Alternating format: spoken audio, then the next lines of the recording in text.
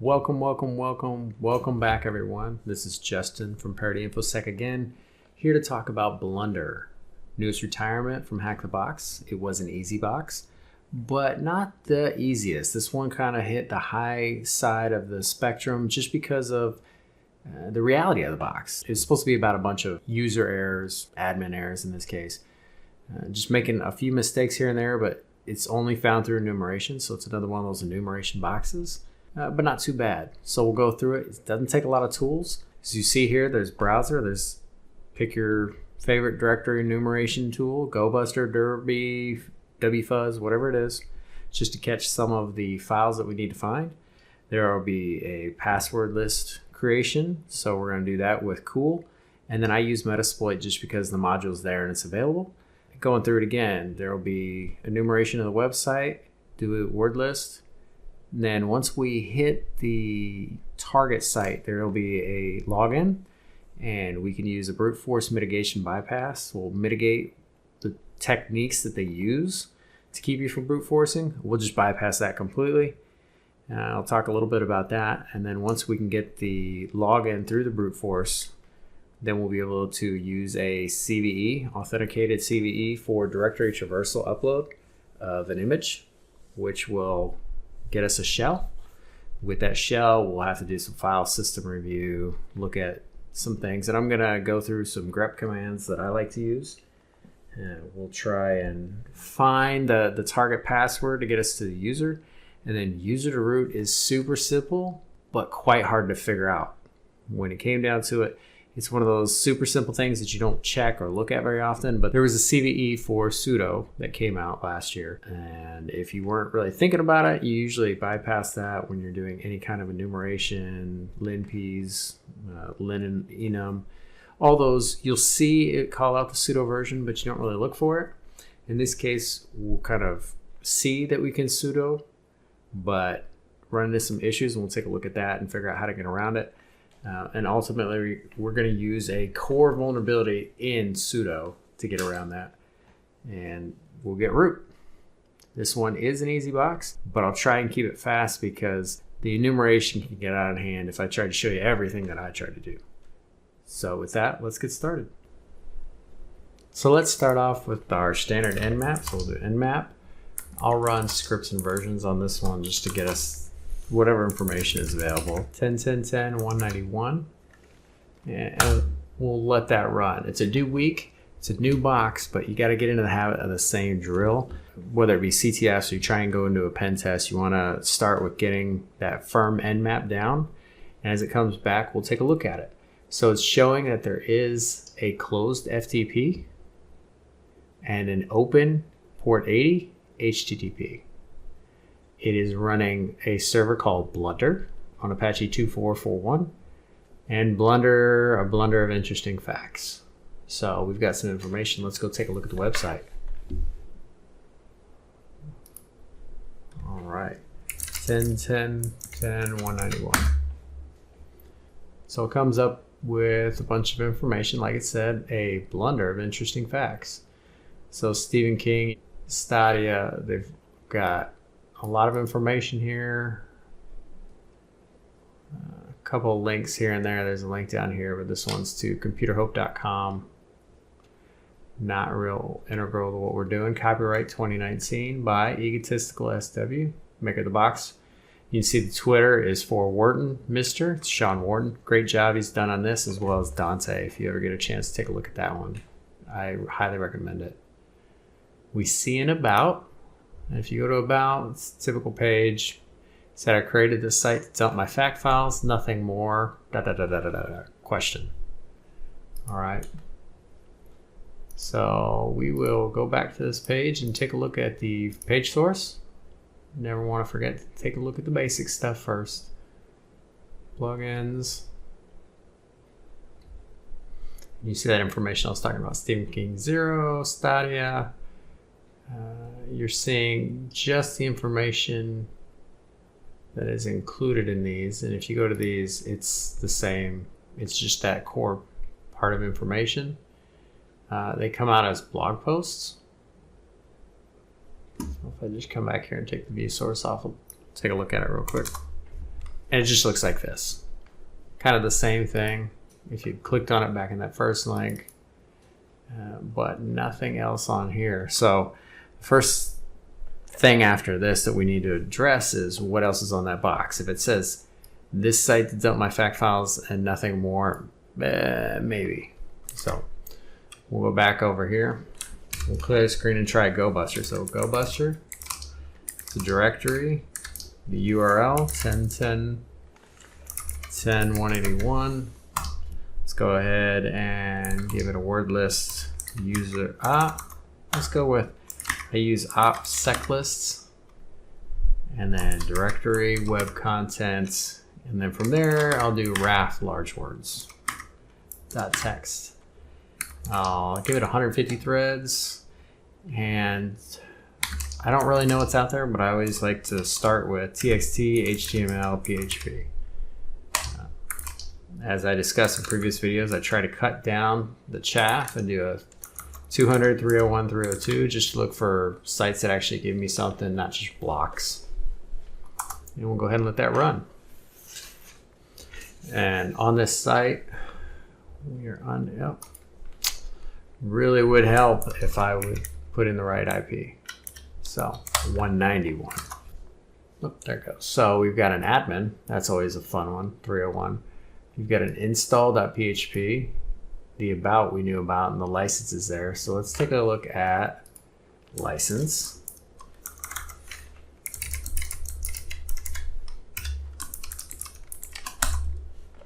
So license, standard MIT.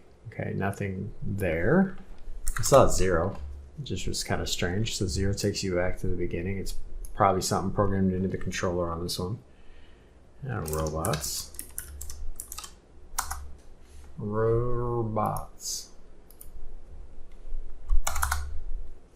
So the whole site robot, or allow, I guess in this case. So we should be able to crawl this, which is what we're doing in the background. Got a lot of errors coming back on mine. Let's take a look at the install.php.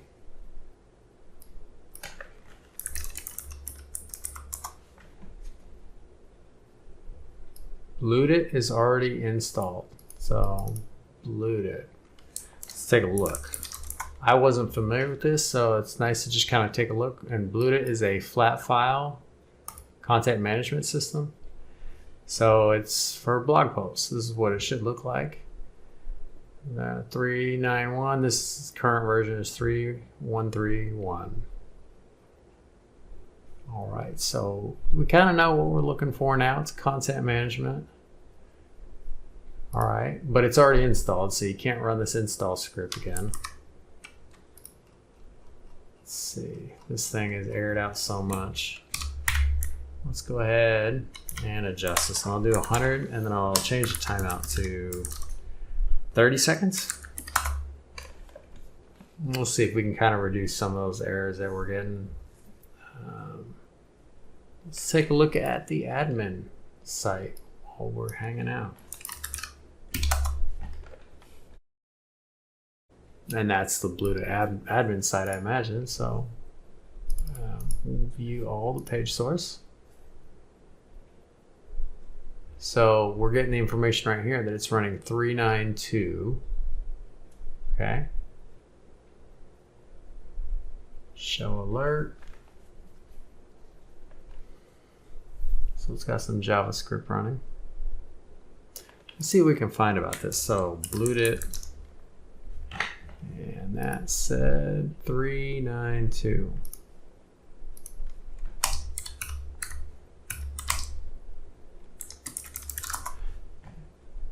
And some of the first stuff that pops up, directory traversal, multiple web apps exploit. This one is an authentication, brute force mitigation bypass. All right. This one allows you to upload, get remote code execution through uploaded image. All right, so let's take a look back at this before we get any further along. And we do see that there is a new file that came up. in our gobuster. So we have a todo.txt. That's usually an indicator on a CTF or something like that. It's a file put there on purpose. It's not always going to be that easy in real life. I hope it could be possible that you do find those. They might be named something else, but I've definitely seen saved passwords and saved lists, but I really hope that you don't. So let's go ahead and take a look at that. So if I jump back over here, let's go ahead and hit this and just make it todo.txt. And todo.txt is a list of 4 things.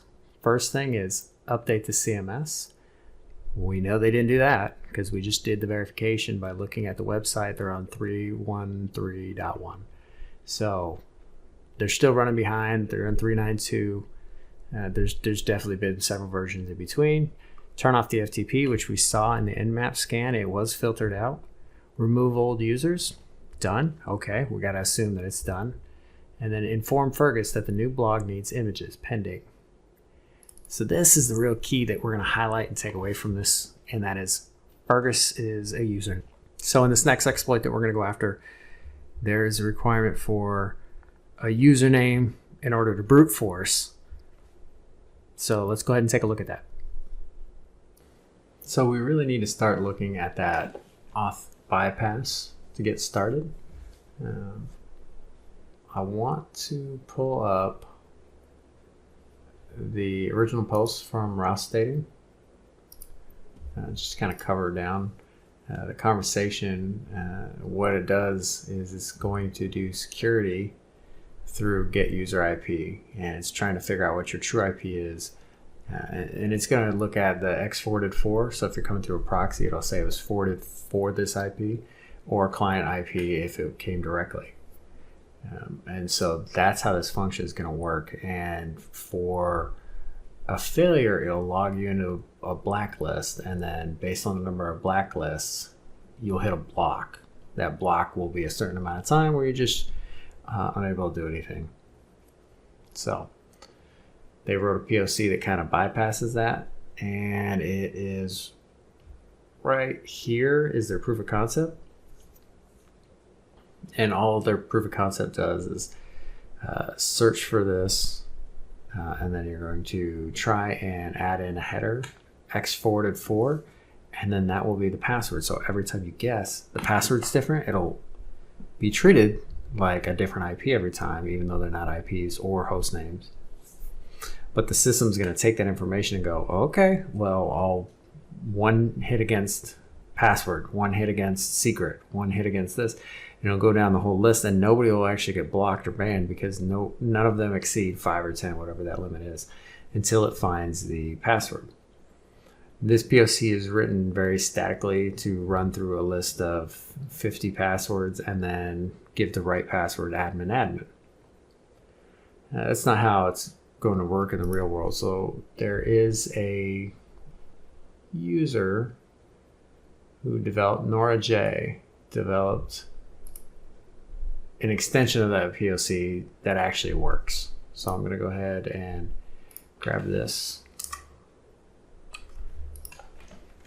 go to opt sudo git clone and drop it in here.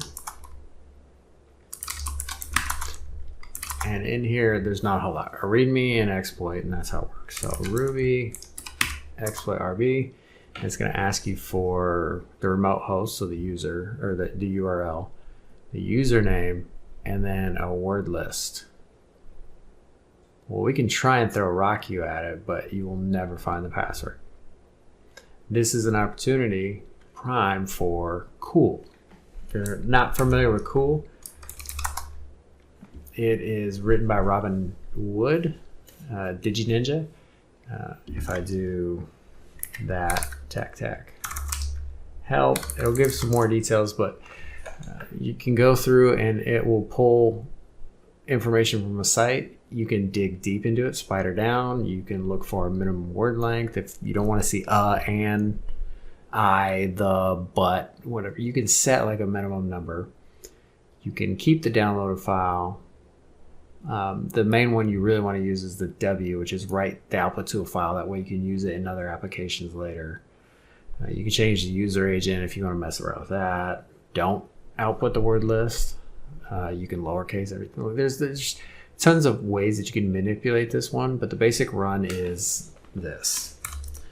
We're going to do cool, and then I'll give the website. So HTTP 10.10.10.191. I'm going to say output it to my HTTP 191 cool 191. All right, it's going to run through, hit all those words, pull them down into a file, and we're done. Now that we have that list, we can now try and work this exploit right where we're from. So again, it'll be Ruby exploit and type R. We're going to say HTTP 10.10.10.191. I'm going to say username is Fergus. And then W is going to be back in this folder. Cool 191.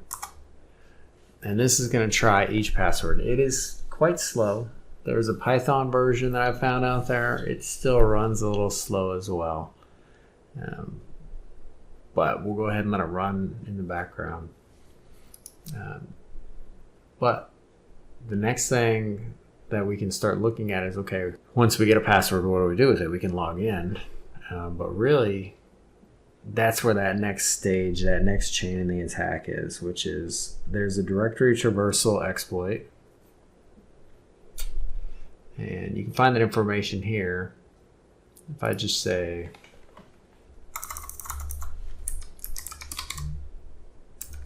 directory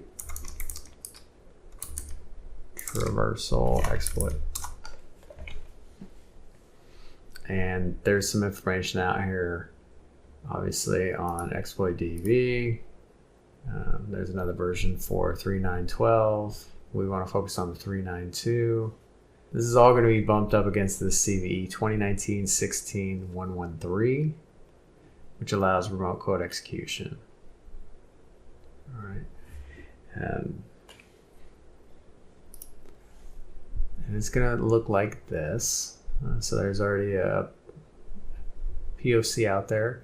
It's going to create a payload and just make a ping with a PHP payload, and then tell HD access to treat pings like PHP. So it'll be able to pull that ping in, run it like a PHP, which is going to then run the exploit starting a listener, NC NVLP 53 multi-handler.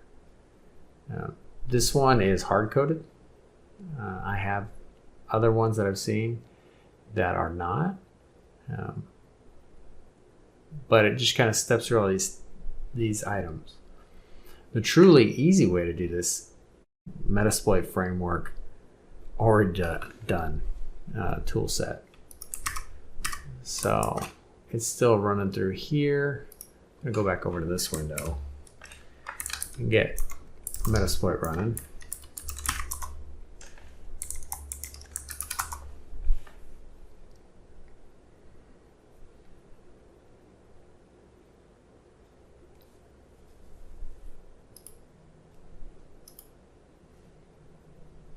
All right, so now that it's up, we can just do search Bludit. And there's only one thing in here, but it is the directory traversal image file upload vulnerability. It's ranked as an excellent, it's great. So use 0. So it didn't know what to do, so it payload defaulted to PHP, meterpreter, reverse TCP. I'm gonna change that because I've had some issues trying to run this. And so you can go with a generic shell and it kind of works a little bit better in my opinion, but I'll then turn around and show you a trick after that. So let's show the options, and the options are tell me the pass, tell me the user, give me the website. It's going to be on port 80, target. All that information is good. We're gonna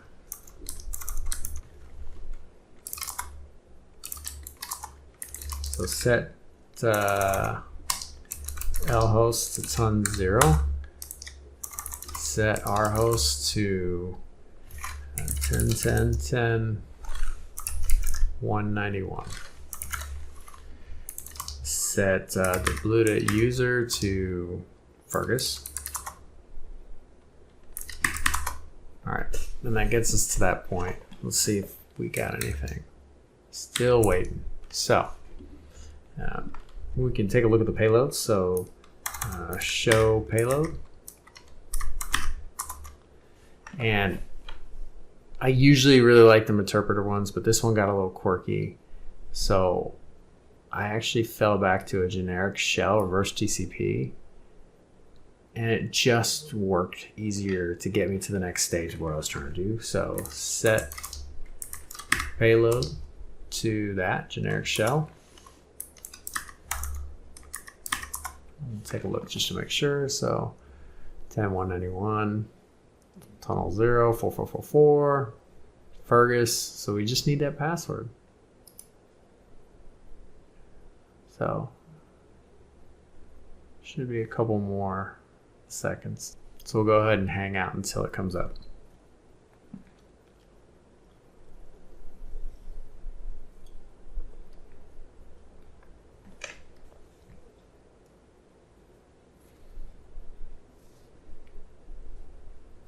And there it is. So, Roland Deshane, if you go back to the main site, it is, there's a part of this one. So, one of the quirks that you might notice is if you look through, there was no space here. So it kind of stuck out a little bit. You can go one by one of these. It just takes a while, and this was part of that CTFE side. But now we've got a password to work with. So set Bludit pass to that. Let's exploit. So handler set up.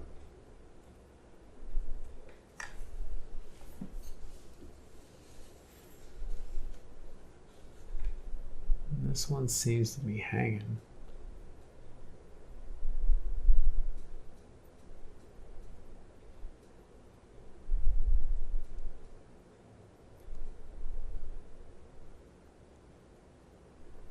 That was a little strange. 10.10.10.191. 80, no. SSL, target URI. Fergus is there. See if it's just an oddity.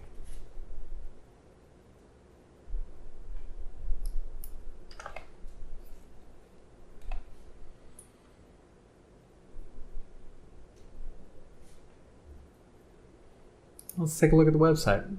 We got the password, so Fergus. I'll paste in that Roland Deshane.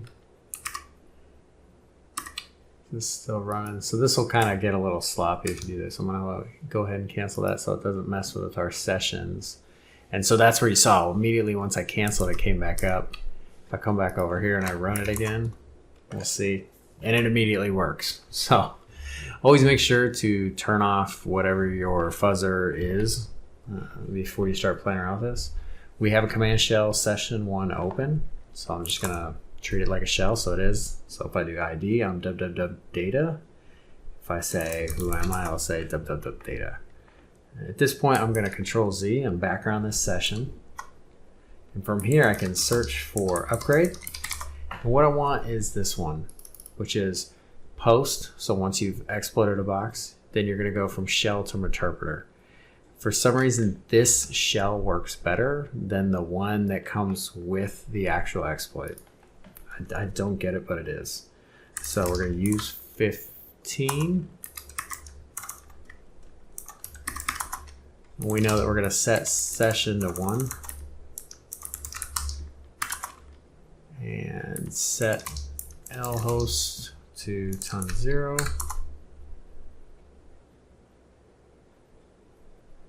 It will try to auto detect it, but we can set it and that's fine. So we'll just say exploit.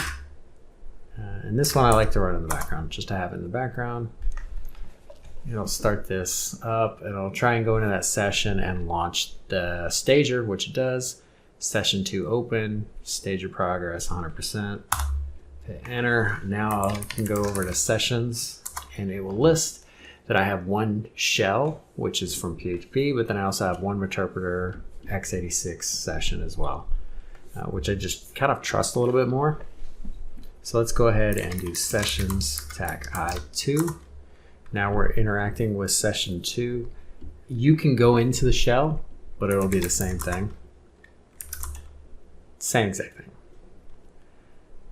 But you have a little bit more control in case you have an accident, things like that. Because if I say Control C right here, I terminate the channel, I still go back to meterpreter, and I can hit shell again, and I'm back in. So I just like the flexibility of it. One of the other things that you can do is execute a command. So normally when you come into these, you need to start elevating your shell access. And so I kind of wrote a little ditty right here. So if you do an execute, I'll type it right here. So execute, it tries to run F, which is actually not a file, but the executable command to run. And then you can try and set arguments to go with that command. You can say I to interact with. So we'll do execute. I want to interact with it when I'm done. I want to run F and I want to run Python. Tac A, which is arguments. And then I'm going to put all the arguments in a double quote. And you're going to see that there's a little bit of an issue with quotes in this one, but not too bad.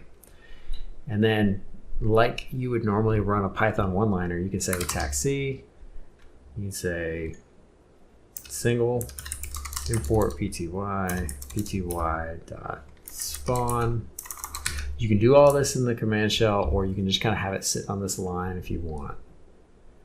And then we'll come in here, and because I'm running a double quote here, I got to run a backslash bin bash, and then I'm going to do backslash double and a single and then another double. And it's going to drop me right into that shell with an upgraded interface right away. So that one's pretty nice. So with this, we already know we're sitting as data. We'll do a cat etc password. I usually just look towards the end. So 1000, 1001, 1002. So there's a temp, a Hugo, and a Sean. So we'll go over to home. You only see Hugo and a Sean, so they already deleted temp. CD Hugo. Oh, there's your user text, cat user text.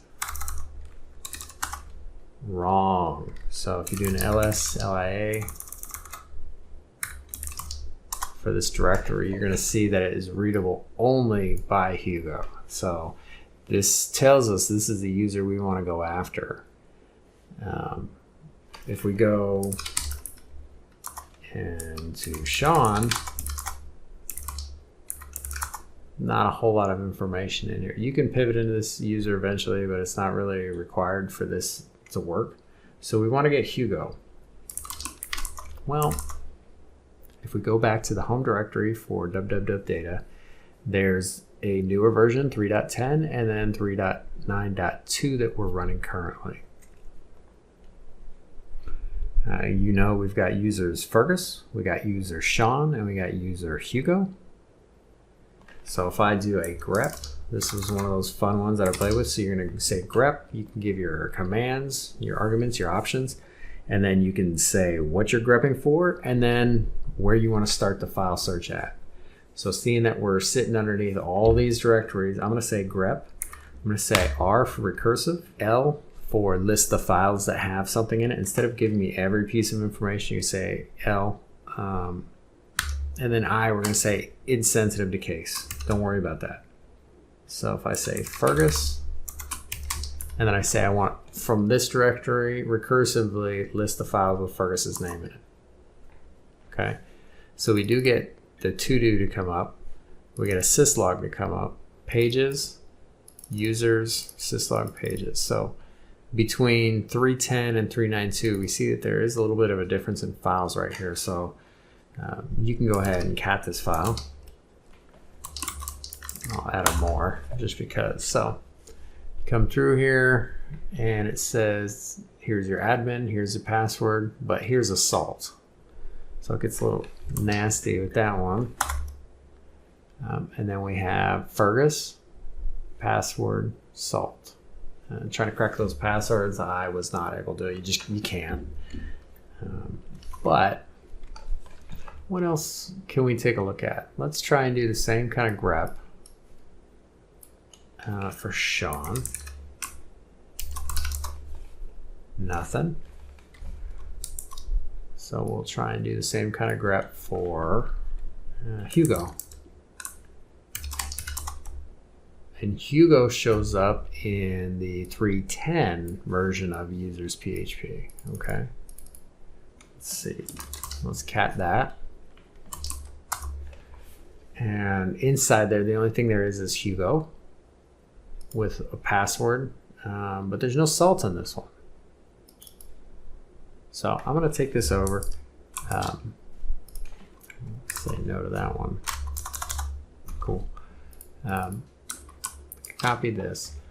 You can try and run it through John, but you're not going to be successful. And that's a word list issue. If you run a brute force against it, you'll find it. But the easiest way when you're running these boxes is to go to CrackStation. So come into CrackStation, paste it in, get a little, let me hit the traffic lights, all the bicycles.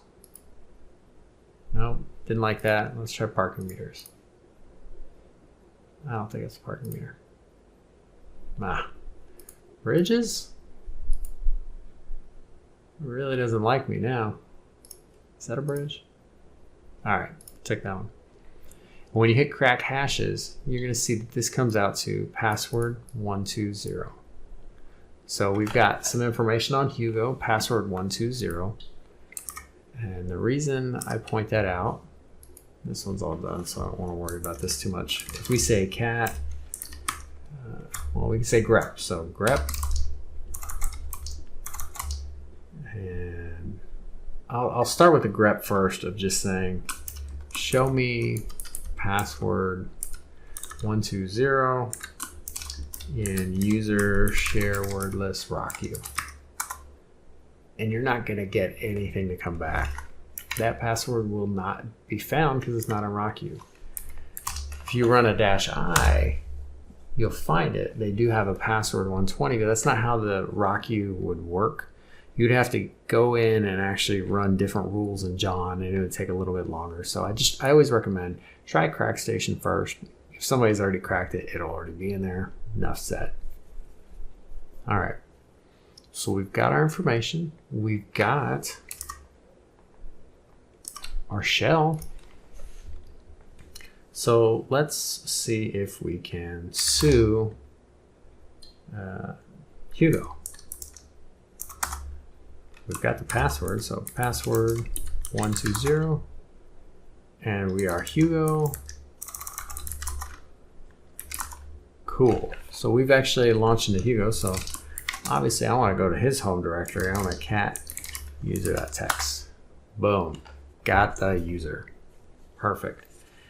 All right, there are a ton of ways that you can enumerate this next section. One of the things I like to run first when I get into a box and I have a password, I always want to try and see what I can do. So if I do a sudo L, in this one, it does allow us to look at it. So put that in. And this is the big trigger right here. It tells you, you may run the following commands on Blunder.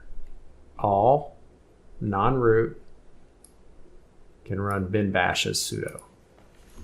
So if I do sudo bin bash, it comes back with an error message and it says, okay, sorry, Hugo's not allowed to execute this as root on Blunder. That's strange. I know I could try sudo bash and it's going to say, okay, well, it's trying to pull user bin bash, so that's not going to work. I know that I'm supposed to be able to do this as a sudo. Well, let's take a look. Sudo v, capital V. So sudo v gives you the version, which is 1825p1.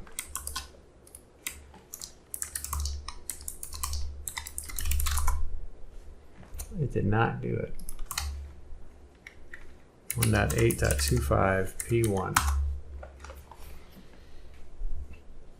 So you see there's a PW feedback issue. There's this next article. It talks about sudo flaw grants user privileges. This one, serious flaw that lurked in sudo for 9 years. Hands over root. And they kind of all trigger 1.8.25 P1. So let's take a look at this Ars Technica article. My favorite one. Make me a sandwich? What? Make it yourself. Sudo make me a sandwich. Okay. That's just the power of sudo.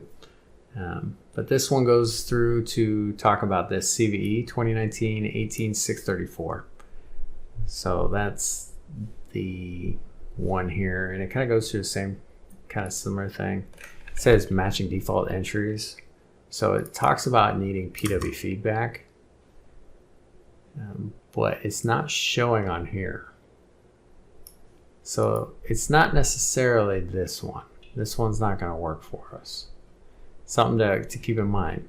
It's telling you look for this. That's how you check for it. But there is an issue with this. So let's take the CVE. Take a look at it. Look at the MSF framework. So it just says if it's enabled, users can trigger stack buffer overflow. Yeah, that's not the one we need. So sadly, there was another CVE, couple CVEs on this one. Here is the sudo vulnerability cheat sheet from White Source Software. So this one's going to walk through the CVE that was found in 2019 October. And it kind of runs through this is what we're looking for right here. If it says not root, okay, so it's exactly, we come back over here, all not root, and then that's the command. So you know you can run that.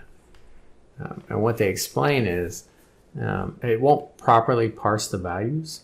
So if you give something at the ends of the spectrum of the numbers, just based on the size of it's not an integer, it's not a float, it's not double, it's just the size of this integer, it's an unsigned number. So if you give it -1, which is to the left of the parameters, or 429, 496, 7295, it's going to be on the outskirts.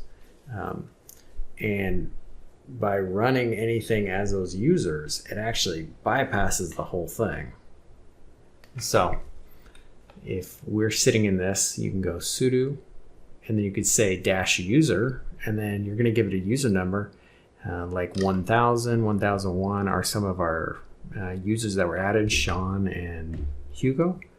Here you would say 0 is root, but if you say -1, it's actually going to kick you into root by accident as part of that buffer overflow. So if you do sudo -u pound sudo -u number, I got all kinds of typing issues, number -1. Oh, I gotta give it a thing, don't I? Sudo -u number -1, and then say bin bash. So we're allowed to run sudo on this command. We're just going to tell it we want to run it using user -1. And when you do that, you automatically drop into root by accident. It's just, it was a easy flaw, but it was super hard to find if you weren't sure what to look for. So at this point, you can say cd root cat root.txt, and there's your root. I'm going to go through something really quick just to show you how hard it is to find in linpeas. So we'll do cd var www.html sudo python 3, and then we're going to say run module http.server on port 80. Well, I'm pretty sure I am not running Python 2.3. All right. So we're sitting in this. I'm going to actually exit out of the root permissions, and then I'll go to dev shm. And I'll do a wget 10, 10, 14, 11.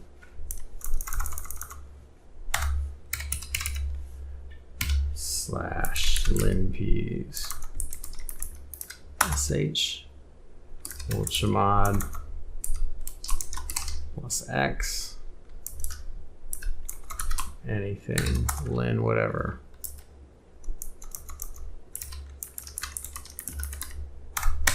All right, so it's going to start up as normal. You're looking for red, yellow, or red, and start working your way down. So you're going to see this is the version it's running. Ooh, go back up. Took off on me. All right. This is the version it's running, and it does say 1825p1, which is highlighted in red. You can click on this link and you can say open link, and it's going to take you right to this page. Just saying what pseudo version is. There should be a way, there's a page where you can actually look at the overall pseudo issues. As we continue down, it's all your same information, and this is where you would normally dig into. You wouldn't focus so much on the pseudo. The pseudo doesn't really matter in normal boxes. You see a lot of activity from Sean. Sean's running a lot of the bus gnome kind of shell. X11. You see the Metasploit, the Perl that was in here. That's just me connecting to the box. As you come down, just a couple of reds, but nothing really kind of hitting. It's saying dump those credentials. Home root, log name root, that's a mistake.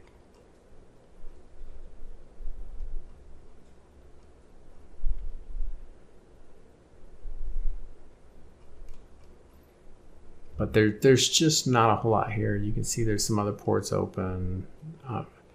You can fall into a lot of holes, but this is where you finally kind of hit that wall where it says if bash is in here, if it says bash, that's your red, yellow. If it says all, it's a red. It's saying that Hugo can do it. That is the thing to key in on. But trying to decipher how to make it work is where you get kind of stuck if you're trying to figure out that Hugo has those permissions.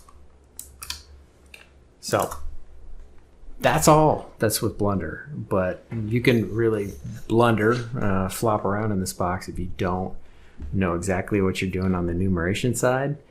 But a lot of this stuff, there's 3 CVEs that were addressed in this box.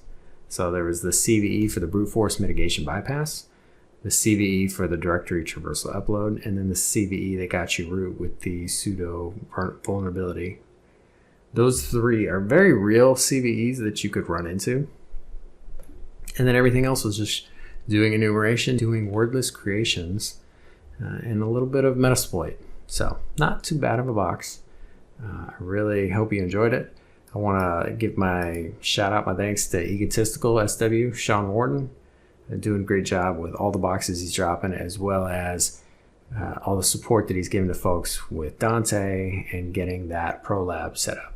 So great job. Appreciate everything you're doing. For everybody else that's just watching this, thank you for coming out. Please subscribe. Please leave comments in the box. I can't wait to see you guys again next time. All right. Have a great week.